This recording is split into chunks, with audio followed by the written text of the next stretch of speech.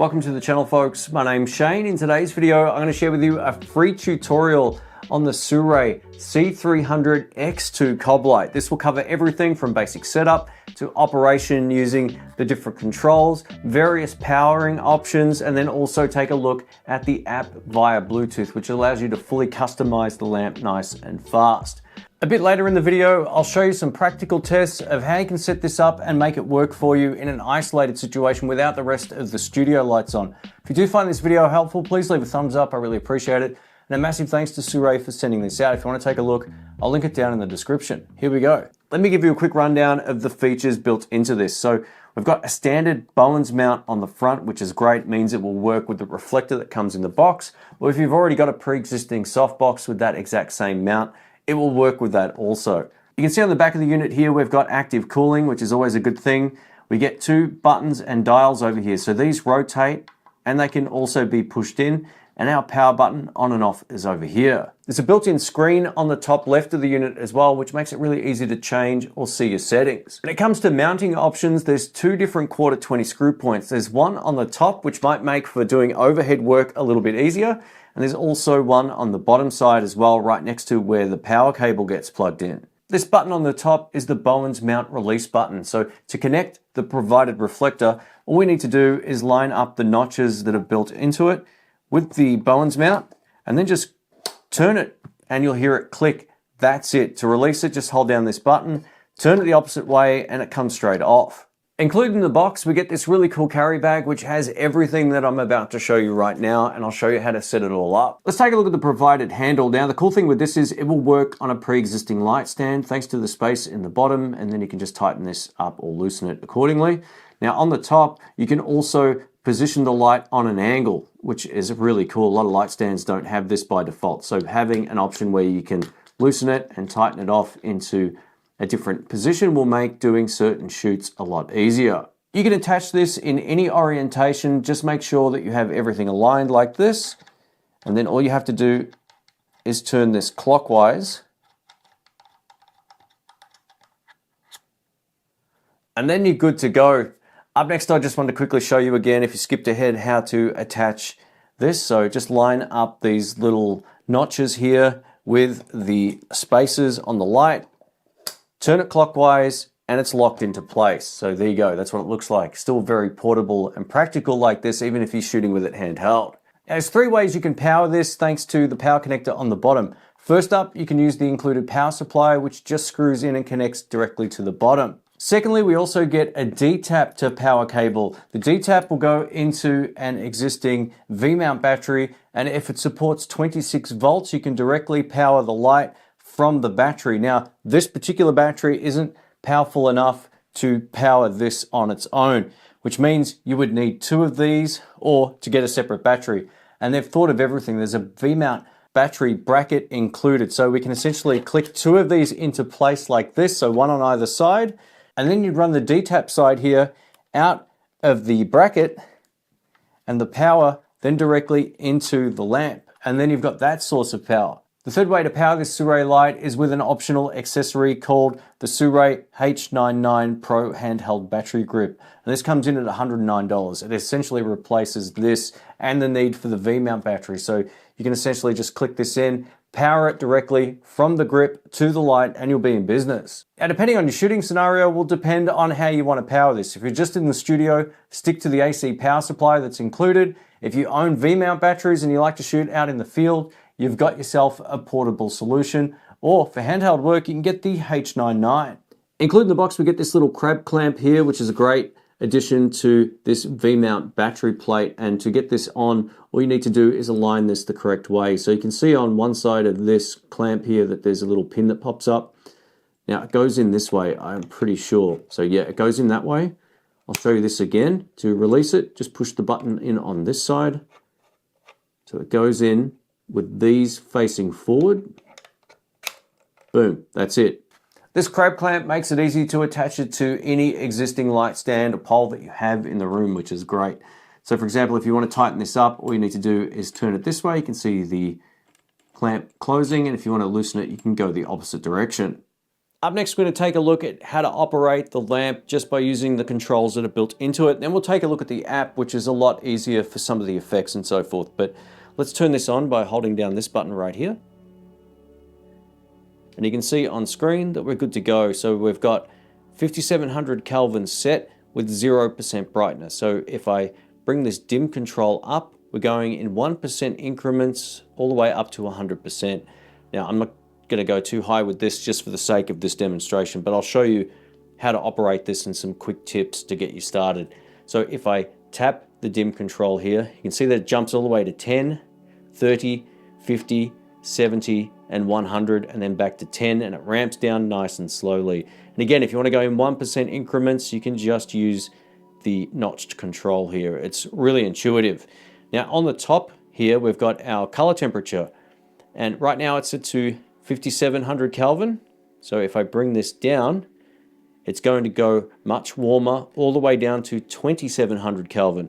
And this will go again all the way up to 6500 Kelvin. And notice when I go nice and fast that it changes responsively, which I love. But again, like before, if I tap this, it's going in different increments all the way up to the full range, which is awesome. If I hit it again, it's going back to the start. By holding in the dim control over here, we can set how we want the fan to operate. This has active cooling built into it. As you can see, it's set to auto.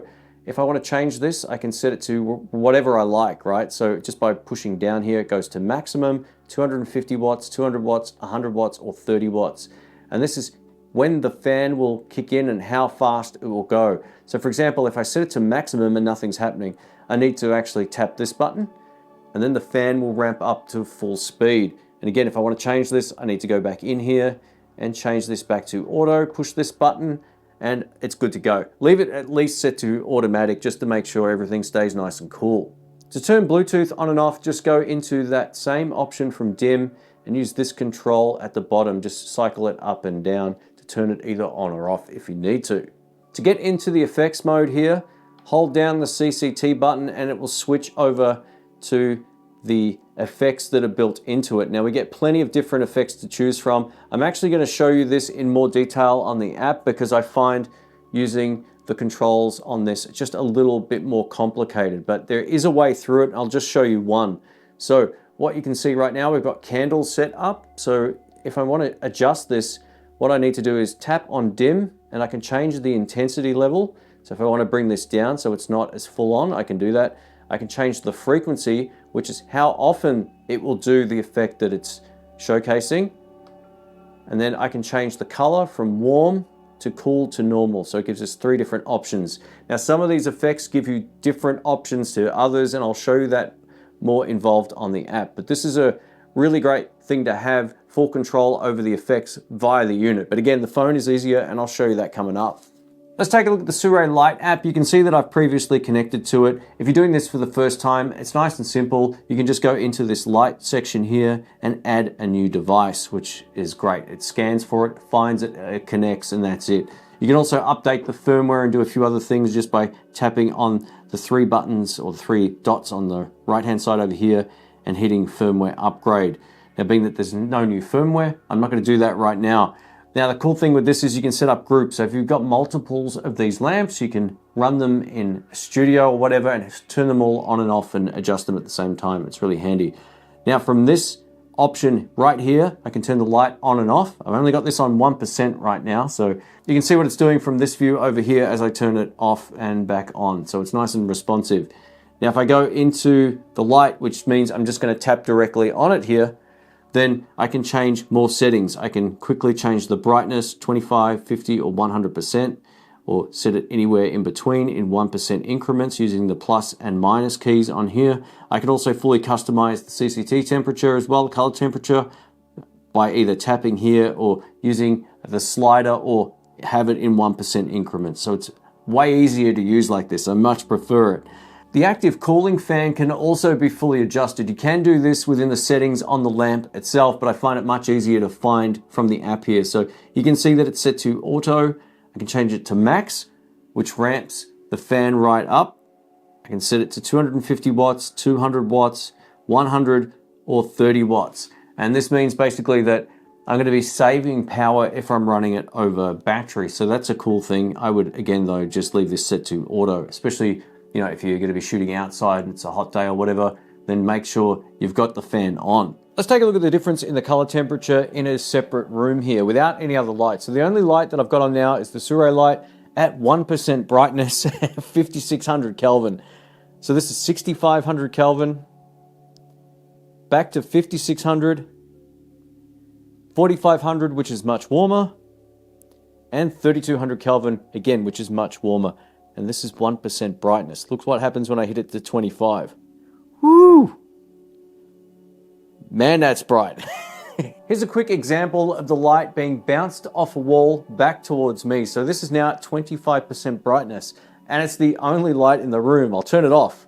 So as you can see, the only thing you can probably see is my wireless pack back to 25%. And again, this is now bouncing off a wall and lighting a scene up nice and softly. And this is a really great way of getting more cinematic lighting. Obviously, more goes into it than this, but it's a great way of using it if you don't have a softbox and you just want a nice soft light. Changing modes from CCT to effects will bring up all of our effects options. Now nothing's happening right now, so if I tap on fire, it begins. So that's what it looks like. And you can see that the color temperature doesn't look quite right for fire, so I'm just going to tap on warm.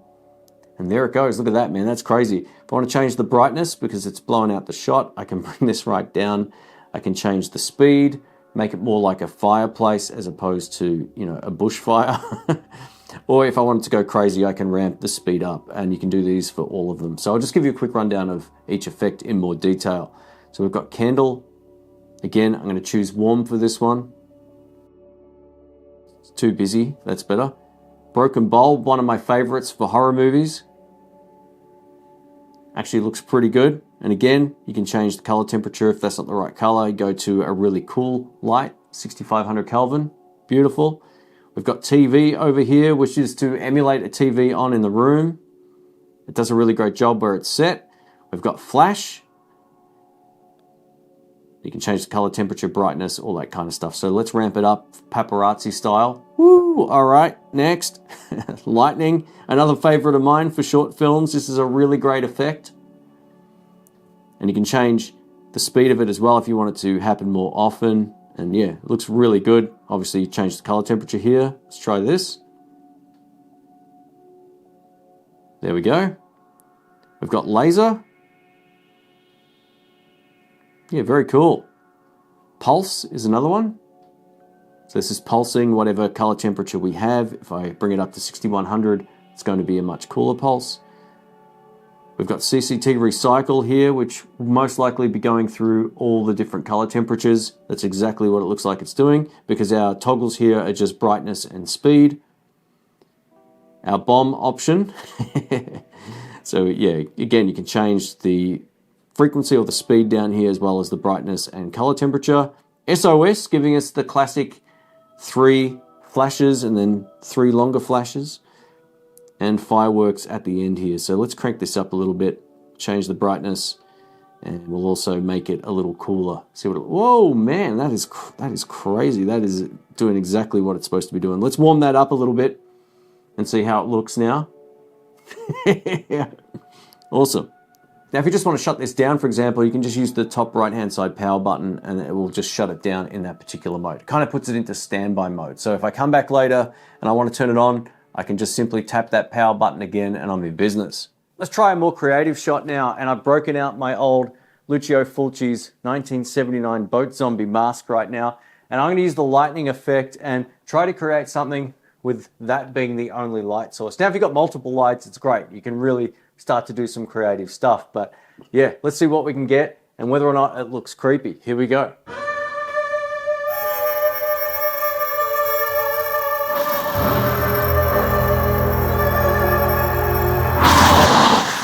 Now, I'm sure that would have looked a lot more creepy had I have taken the wireless pack off, but it is what it is. And lastly, I just wanted to share how I see this lamp working for me personally. So anytime I'm doing a shoot outside of the studio, might be a multi-camera setup somewhere, these are the kind of things I love bringing with me because everything's organized in the bag. I can take it out or carry it. It's nice and light and I'm ready to go. I don't have to worry about whether or not I brought the right stuff with me. So yeah, it's really flexible in terms of its powering options, but also by the fact it comes with everything in the bag to get started. Again though, I would recommend buying a softbox for this. I think it would be a no-brainer. Anyway, thanks for watching. I hope it's been helpful, and I will catch you on the next one. See ya.